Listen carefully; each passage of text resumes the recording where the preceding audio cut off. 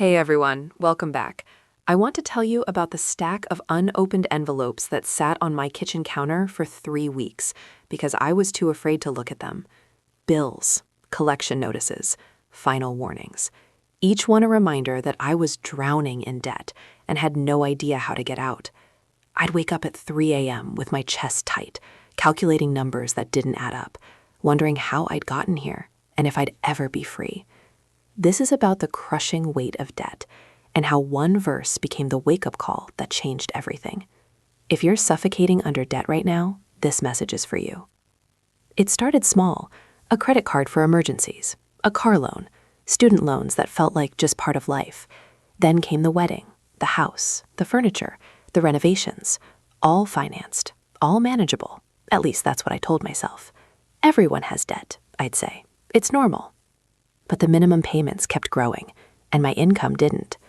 I started using one credit card to pay another, taking out loans to consolidate debt, then running up the cards again, borrowing for my 401k, refinancing the house. I was robbing Peter to pay Paul, and both were coming after me. My wife and I fought about money constantly. She'd ask about our finances, and I'd get defensive.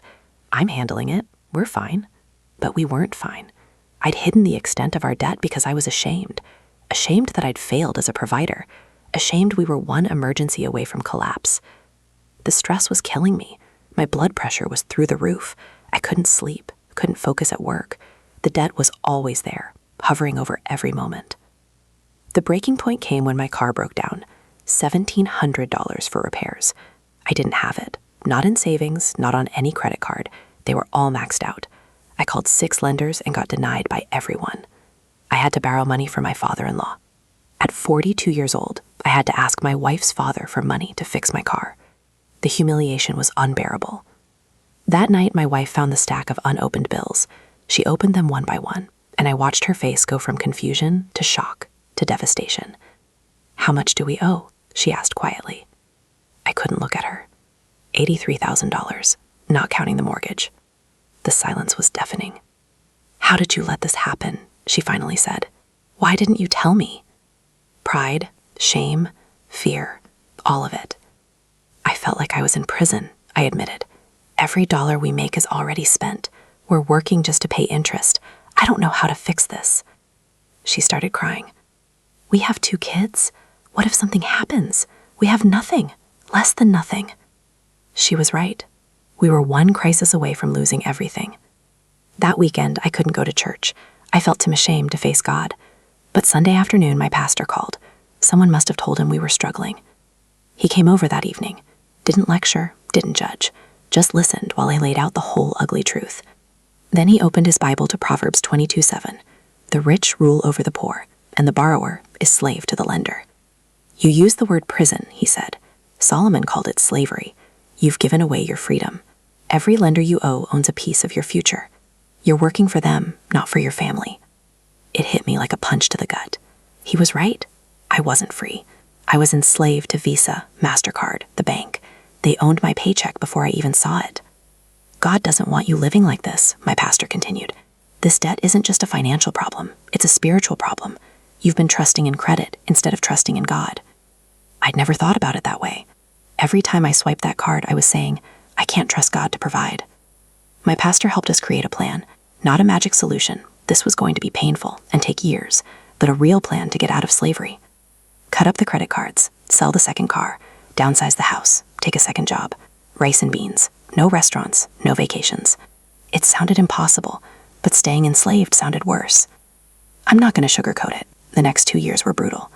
We moved to a smaller house, sold almost everything. I took a part-time job delivering pizzas on weekends. My wife started freelancing from home. We used the debt snowball method. Smallest debt first, then roll that payment into the next one. Every extra dollar went to debt. Tax refund, bonus, birthday money, everything. Our kids wore hand-me-downs. We had garage sale furniture. We didn't go on vacation. We didn't eat out. We lived like we were poor, because we were. We'd been living like we were rich, and it was all fake. But something happened during those 2 years. We found freedom we didn't even know we'd lost. The stress started lifting. The fights about money stopped because we were finally on the same page. I could sleep again because I wasn't hiding anything. And we started experiencing God's provision in ways we never had before. Gift cards would arrive right when we needed groceries. Friends would pass down clothes that fit our kids perfectly. Unexpected checks would arrive exactly when we needed them. God was teaching us what Proverbs 22:7 really means. Debt isn't just about money. It's about who you serve, who you trust, who owns your future. When we were in debt, lenders owned us. Now, we were learning to trust God instead of trusting credit. Last month, we made the final payment, $83,000, gone. We're debt-free except the house, and we're attacking that next. For the first time in 15 years, my entire paycheck is mine. Our money goes where we decide it goes. We're free. If you're drowning in debt right now, I want you to know two things. First, Proverbs 22:7 is true. The borrower is slave to the lender. Debt isn't neutral, it's bondage, and it will steal your peace, your freedom, and your future if you let it. Second, you can get out. It won't be easy, it won't be fast, but you can break these chains. Stop borrowing, cut up the cards, face the reality of what you owe, make a plan, sacrifice now so you can have freedom later. And most importantly, start trusting God with your provision instead of trusting credit. He's more faithful than any credit limit. Your debt doesn't define you, but it will control you until you deal with it. Freedom is possible. I'm living proof, and it's worth every sacrifice it takes to get there. Thanks for watching.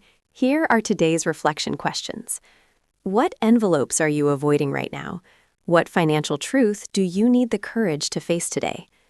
Are you trusting God with your provision, or are you trusting credit to solve your problems? Drop your thoughts about the story in the comments below. Your experience might encourage someone else facing the same choice. If this resonated with you, hit that like button, share this with someone who needs to hear it, and subscribe for more biblical wisdom on money, faith, and freedom.